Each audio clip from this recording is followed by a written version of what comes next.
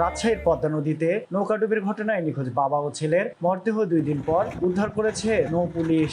বৃহস্পতিবার সকালে কুষ্টিয়ার বাংলা বাজার পাকশি সেতু সংলগ্ন পদ্মা নদী থেকে ভাসমান অবস্থায় উদ্ধার করা হয় নৌকার মাঝি কাউসার আলীর মরদেহ। পরে দুপুর 1টার দিকে রাজশাহী নগরীর পবা উপজেলার সাতবাড়িয়াচর এলাকা থেকে উদ্ধার করা হয় তার ছেলে জিয়ারুল হকের মরদেহ।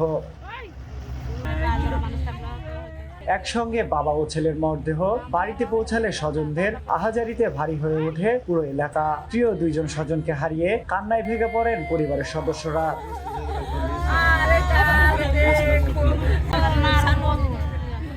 উল্লেখ্য, গত মঙ্গলবার দুপুরে চর মাজারদিয়া এলাকা থেকে 8 জন যাত্রী ও ঝাউ গাছ বোঝাই একটি ইঞ্জিন চালিত নৌকা লালন শাহ মুক্ত মঞ্চের উদ্দেশ্যে রওনা দেয়। মাঝ নদীতে অতিরিক্ত ঢেউর কবলে পড়ে নৌকাটি ডুবে যায়। এ ঘটনায় 6 জন যাত্রীকে জীবিত উদ্ধার করা সম্ভব হলেও নিখোঁজ ছিলেন নৌকার মাঝি কাউসার আলী ও তার ছেলে জিয়ারুল হক।